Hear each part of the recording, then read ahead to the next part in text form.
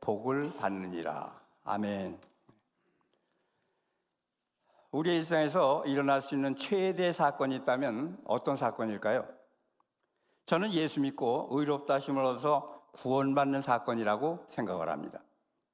그러나 이 사건은 너무나 중요한 사건이어서 때때로 이 사건을 의심하게 하는 사탄의 공격이 있을 수가 있습니다. 갈라디아 교인들이 바로 이런 위기를 경험하게 되었던 것입니다. 바울은 그들에게 믿음으로 말미암아 의인이 된 증거, 다시 말해서 구원의 확신의 그 증거를 두 가지를 다시 확인하도록 오늘 본문에서 권면하고 있는 것입니다. 3장 1절부터 5절까지는 바울 자신의 그 개인적 체험을 통해서 그가 예수 그리스도를 믿음으로 자유를 얻었다는 사실을 갈라디아 성도들에게 가르치는 그런 부분입니다. 그 다음 3장 6절부터 14절까지는 성경의 증언을 통해서 주님을 믿음으로써만 참 자유를 얻게 되고 참 의롭다함을 얻게 된다는 사실을 설명한 부분입니다. 첫 번째 부분이 자기의 개인적 체험을 통한 주관적 호소 부분이라고 한다면 두 번째 부분은 성경의 증언을 통한 객관적 호소 부분이라고 말할 수가 있습니다. 그런데 오늘 본문은 9절까지이고 또 주어진 시간도 15분에서 20분이므로 주어진 범위 안에서 말씀을 나누고자 합니다. 그러면 첫째로 바울의 개인적 체험에 의한 주관적 증거 부분을 살펴보겠습니다. 바울은 율법주의자들과 갈등 속에서 복음을 수호하기 위한 뜨거운 열정으로 불타올랐습니다. 우리는 오늘 본문 1절에서 다소 격앙된 바울의 어조를 읽을 수가 있습니다. 어리석도다 갈라디아 사람들아, 예수 그리스도께서 십자가에 못 박히신 것이 너희 눈앞에 밝히 보이거늘 누가 너희를 꾀더냐. 율법을 지키는 것이 마치 구원의 조건인 것처럼 가르치는 무리들, 예를 들면 할례받는 것이 구원의 조건인 것처럼 가르치는 율법주의자들이 교회에 가만히 들어와서 형제들을 미혹시켰다는 이야기입니다. 이것을 보고 바울은 어리석도다 갈라디아 사람들아 이렇게 말하고 있는 것이죠. 어제 본문인 2장 마지막 절에서 우리는 바울의 어떠한 선언을 보았습니까? 내가 하나님의 은혜를 패하지 아니하노니 만일 의롭게 되는 것이 율법으로 말미암으면 그리스도께서 헛되이 죽으셨느니라. 만약 어떤 행위를 구원의 조건으로 삼는다면 예수님은 왜 이 땅에 오셨는가? 도덕적인 호소가 기독교의 메시지의 전부라면 예수님께서 왜 이 땅에 오셔서 십자가에 죽임을 당해야 하는가? 그 죽임을 당할 어떤 당위성이 있는가 하는 것이 바울의 변론인 것입니다. 그러면서 그는 나는 하나님의 은혜를 패하기를 원치 않는다. 만일 의롭게 되는 것이 율법으로 말미암았다면 그리스도께서는 헛되이 죽으신 것이다 라고 말씀하고 있는 것입니다. 내가 할 수 없기에 내 행동이 아무리 거룩하고 열심히 있는 뜨거운 것이라 할지라도 그것이 나를 구원할 수 없기 때문에 오직 예수 그리스도만 구주와 주님으로 받아들이고 믿음으로써 구원을 얻을 수가 있기 때문에 우리는 예수 그리스도를 찾아 나가야만 하는 것입니다. 바울의 뜨거운 간증은 그가 예수를 찾는 것에 대한 이야기임을 앞에서 보았습니다. 그러나 갈라디아 성도들 가운데는 율법주의자들의 그 도전과 압력과 유혹을 받으면서 물론 예수 믿는 것도 중요하지만 율법의 요구도 지켜야만 하나님의 자녀가 된다는 생각을 하는 사람들이 늘어나기 시작을 했습니다. 그래서 십자가의 밝은 복음이 예수 그리스도만이 구주와 주님이시라는 영광스러운 이 사실이 그들 마음속에서 회의되어지기 시작을 했다는 말씀입니다. 그래서 바울은 오늘 보면 갈라디아서 3장 1절에서 어리석도다 갈라디아 사람들아, 예수 그리스도께서 십자가에 못 박히신 것이 너희 눈앞에 밝히 보이거늘 누가 너희를 꾀더냐라고 격분하고 있는 것입니다. 그리고 계속되는 2절 말씀에서도 바울은 이렇게 말합니다. 내가 너희에게 다만 이것을 알려 하노니 너희가 성령을 받은 것이 율법의 행위로냐 혹은 듣고 믿음으로냐. 3절에서도 너희가 이같이 어리석으냐? 성령으로 시작하였다가 이제는 육체로 마치겠느냐? 4절, 너희가 이같이 많은 괴로움을 헛되이 받았느냐? 5절에도 보면 너희에게 성령을 주시고 너희 가운데서 능력을 행하시는 이의 일이 율법의 행위에서냐 혹은 듣고 믿음에서냐? 듣고 믿음에서만 구원이 이루어졌다는 사실을 강조하고 있는 것이죠. 우리가 어떻게 하나님 앞에 의롭다 칭함을 얻습니까? 우리가 무엇을 함으로 하나님 앞에 의롭다 하심을 얻을 수가 있습니까? 40일 금식 기도를 해야만 의롭다 하심을 얻습니까? 성가대에서 열심히 봉사를 해야만 의롭다 하심을 얻을 수가 있습니까? 아니면 교회에 헌금을 많이 해야만 의롭다 하심을 얻습니까? 만일 교회에 헌금을 많이 해야만 의롭다 하심을 얻는다면 가난한 사람들은 의롭다 하심을 얻어서 천국에 갈 수 있는 사람이 한 사람도 없다는 말씀입니다. 그러나 성경은 어떠한 행위로도 우리가 의롭게 될 수가 없다고 말씀을 하고 있는 것입니다. 로마서 3장 20절에 보면 그러므로 율법의 행위로 그의 앞에 의롭다 하심을 얻을 육체가 없나니 율법으로는 죄를 깨달음이라. 우리 인간은 죄성을 가지고 태어나기 때문에 죄를 안 지을 수 있는 사람이 없다는 말씀입니다. 그러면 제가 질문 하나 드릴게요. 사람은 죄를 지어서 죄인입니까? 죄인이기 때문에 죄를 짓습니까? 성경은 우리가 죄성을 타고난 죄인이기 때문에 죄를 짓는다고 말씀하고 있습니다. 그래서 로마서 3장 23절은 모든 사람이 죄를 범하였음에 하나님의 영광에 이르지 못하더니 라고, 다시 말해서 하나님 앞에 의롭다 하심을 얻을 육체가 없다고 선포하고 있는 것입니다.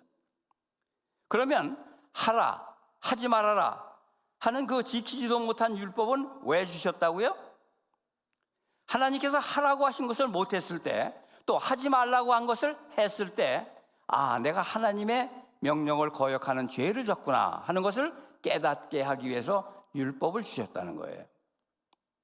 그렇다면 우리가 어떻게 하나님 앞에 의롭다 하심을 얻어서 천국에 갈 수가 있을까요? 에베소 2장 8절에 보면 너희는 그 은혜에 인하여 믿음으로 말미암아 구원을 얻었나니 이것이 너에게서 난 것이 아니요 하나님의 선물이라.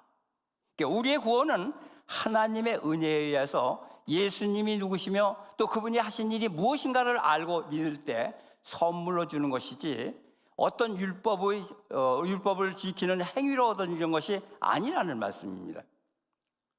만일 우리의 구원이 행위로 얻어지는 것이라면 천국에 가면 어떤 사람들만 있을까요? 아마 제 자랑하는 사람들만 있을 거예요. 우리가 이 세상에서 얼마나 자기 자랑하기를 좋아합니까?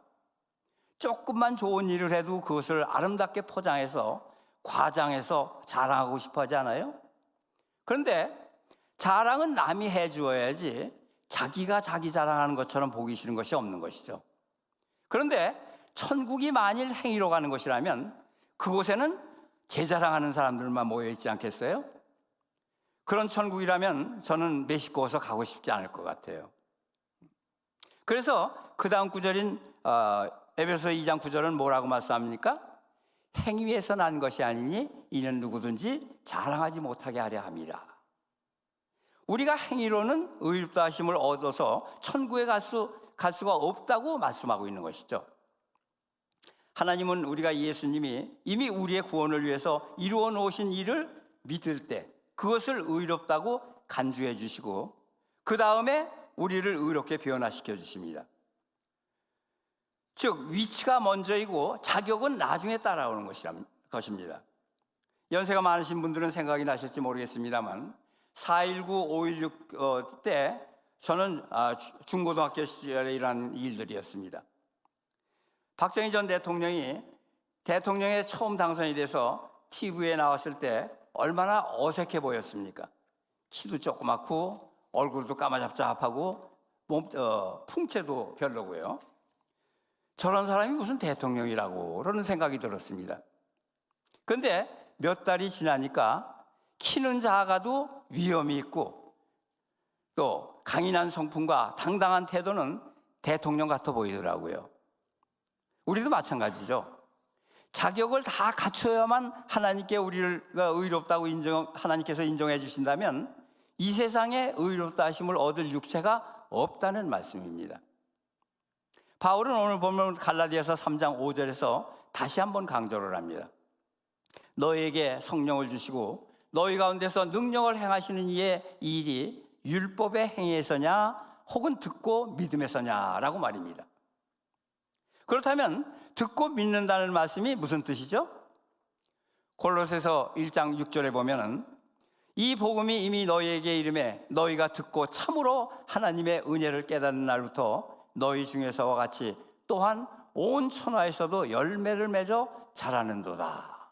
그러니까 복음을 듣고 참으로 하나님의 은혜를 깨닫는 것, 그래서 열매를 맺어 자라는 것, 이것이 우리가 의롭게 되었다는 주관적 증거가 아니겠습니까?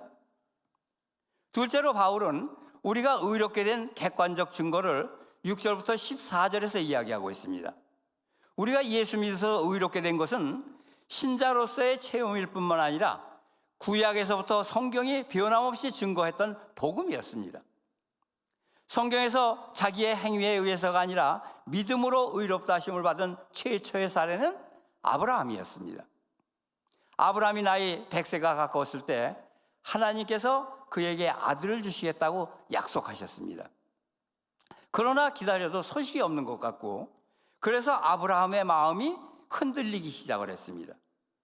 그런데 100세가 거의 다 되어서 하나님께서 다시 한번 그에게 아들을 주신다고 약속을 확인시키시는 장면이 창세기 15장에 나옵니다. 창세기 15장 5절에 보면 그를 이끌고 밖으로 나가 이르시되 하늘을 우러러 무뼈를 셀 수 있나 보라. 또 이르시되 내 자손이 이와 같으리라.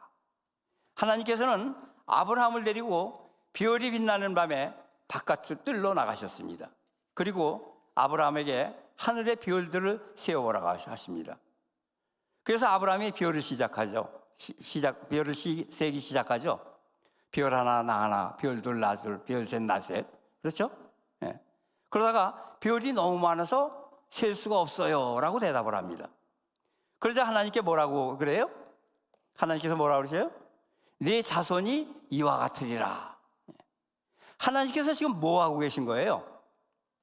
아브라함에게 이미지네이션, 그 시청각 교육을 하고 계신 것이죠. 그런데 그 다음 절인 창세기 15장 6절에 보면 아브라함이 여호와를 믿으니 여호와께서 이를 그의 의로 여기시고 라고 말씀을 하고 있습니다. 아브라함이 무엇을 믿었습니까? 하나님이 자기에게 셀 수 없는 별과 같은 많은 자손을 주시겠다는 말씀을 믿었다는 것입니다. 아브라함은 하나님의 말씀을 믿었습니다. 믿음은 들음에서 납니다. 참된 믿음은 언제나 말씀에서 오는 것입니다. 로마서 10장 17절에도 보면 믿음은 들음에서 나고 들음은 그리스도의 말씀으로 말미암았느니라. 그러니까 하나님은 말씀을 믿는 것을 가장 귀하게 보신다는 말씀입니다. 진리의 말씀을 통해서 우리가 예수 그리스도를 구주와 주님으로 믿는 그 순간, 또 예수님이 십자가에서 우리의 죄값을 치르기 위해서 돌아가신 그 사실을 고백하는 순간 우리는 구원을 얻습니다. 의롭다 하심을 얻는 것이죠.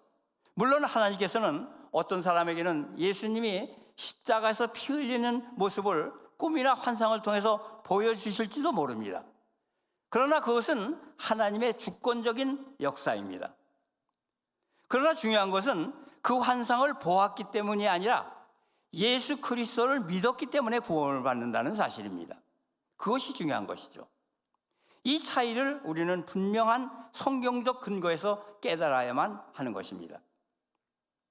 오늘 본문 갈라디아서 3장 7절부터 8절에 보면 그런즉 믿음으로 말미암은 자들은 아브라함의 자손인 줄 알지어다.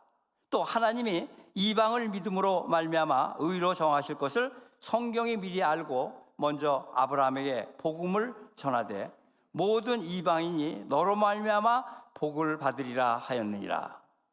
아브라함이 믿는 하나님을 우리도 믿음으로 예수 그리스도를 통해서 우리도 하나님 앞에서 의롭다 하심을 얻고 하나님의 자녀가 되는 것입니다.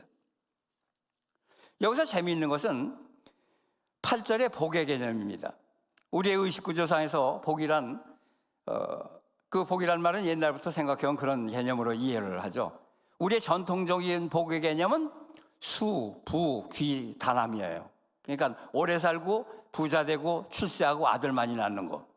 그래서 우리 조상들은 복복자를 너무 좋아하죠. 들어오는 대문에도 복, 기둥에도 복, 천장에도 복, 밥 먹는 수저에도 복. 그러다 보니까 여자들이 입는 저고리의 그 동정에는 아예 복복복복 이렇게 새겨서 입고 다니죠. 그러나 이런 복과 성경이 말하는 복은 차이가 있다는 말씀입니다.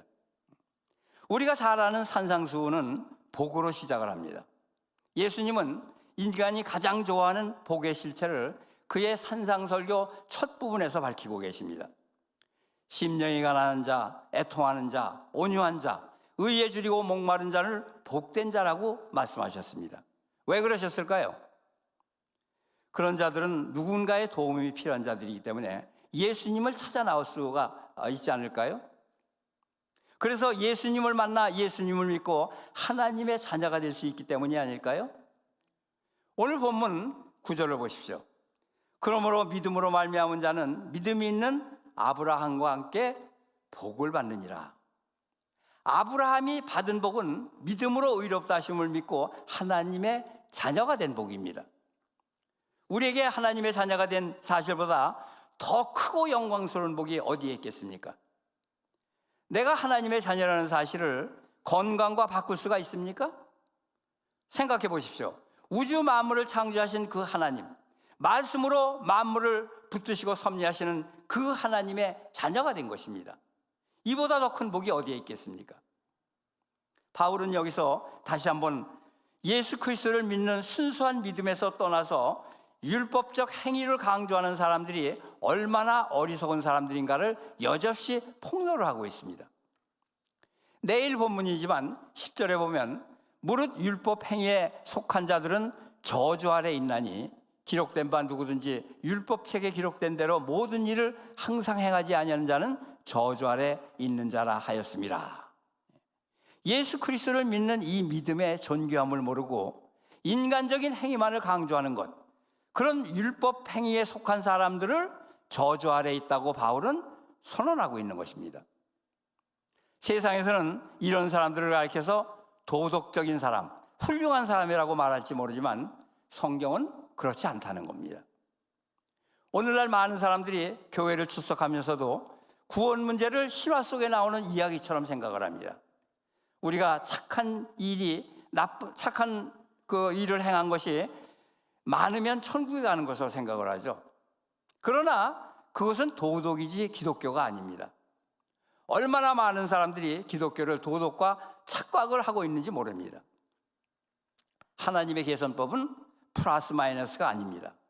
아무리 착한 일이 많이 했어도 잘못한 죄가 눈곱만큼만 있어도 그 죄를 용서받기 전에는 천국에 갈 수 없다는 것이 성경의 말씀입니다. 성경은 말씀하시기를 무릇 율법의 행위에 속한 자들은 저주 아래 있나니, 그러니까 율법은 그 율법 전체를 지킬 것을 요구를 합니다. 온 율법을 지키다가 그 하나에 거치면 모든 율법을 범한 것이 된다고 말씀을 하고 있습니다. 예를 들어서 어떤 사람이 나는 간음하지 않았습니다, 도둑질하지 않았습니다, 거짓 증거하지 않았습니다, 이웃의 것을 탐내지도 않았습니다, 오직 살인을 했을 뿐입니다, 그러므로 나는 죄인이 아닙니다 라고 이야기했다고 하면 누가 이 사람을 정신병자라고 하지 않겠습니까? 하나님이 보실 때는 착한 죄인, 나쁜 죄인이 따로 있는 것이 아니라는 말씀입니다. 다 똑같은 죄인이라는 말씀이죠. 그러므로 우리의 행위에 소망이 있습니까? 없습니까? 없습니다. 내 행위에 철저하게 절망해버린 사람, 그래서 내가 할 수 없기 때문에 예수님 앞에 나와서 그 예수 그리스도를 구주와 주님으로 받아들인 사람, 그리고 그렇군요, 주님밖에는 나의 의의가 없습니다, 내가 아니라 주님만이 나의 의입니다 라고 인정하는 그 사람 앞에 구원의 십자가는 영광스럽게 나타나기 시작하는 것입니다. 그렇다면 믿음으로 의롭게 된 사람들은 어떻게 살아야 할까요? 의롭게 되었기 때문에 아무렇게나 살아도 될까요? 아닙니다. 바울은 내일 본문인 11절에서 그 결론을 내립니다. 내일 새벽 예배를 기대해 주시기 바랍니다. 우리 기도하겠습니다. 우리는 어떻게 의롭게 되었습니까? 믿음으로 의롭게 되었습니다. 우리는 단순히 내 자신의 의지적인 행함만 가지고 신앙생활을 하는 것이 아닙니다. 계속 신뢰하고 믿음으로 살아가면 율법은 저절로 지켜지는 것이죠. 언제나 먼저는 십자가입니다. 십자가 사실이 먼저 다가오고 깨달아져야 합니다. 이 사실 앞에 깨어져야 합니다. 그 다음에 우리는 믿음으로 날마다 살 수가 있습니다. 오직 의인은 믿음으로 말미암아 살리라. 그렇습니다. 아버지 하나님, 우리에게 이 믿음을 주셔서 오늘 당장 죽어도 천국에 갈 수 있다는 확신을 주시니 감사합니다. 이 영광의 복음을 우리만 간직할 것이 아니라 믿지 않는 우리의 이웃에게 전하는, 땅끝까지 이르러 복음을 전하여 주님의 지상명령에 순종하는 우리 모두가 될 수 있도록 축복하여 주시옵소서. 예수님의 이름으로 기도하옵나이다. 아멘. 오늘 주님이 가르쳐주신 기도로 오늘 새벽 기도를 마치겠습니다. 하늘에 계신 우리 아버지여, 이름이 거룩히 여김을 받으시오며 나라에 임하옵시며 뜻이 하늘에서 이루어진 것 같이 땅에서도 이루어지이다. 오늘날 우리에게 일용할 양식을 주옵시고 우리가 우리에게 죄진 자를 사하여 준 것 같이 우리의 죄를 사하여 주옵시고 우리를 시험에 들지 말게 하옵시며 다만 악에서 구원하옵소서. 대개 나라와 권세와 영광이 아버지께 영원히 있사옵나이다. 아멘. 각자 자유롭게 기도하시다가 돌아가시기 바랍니다.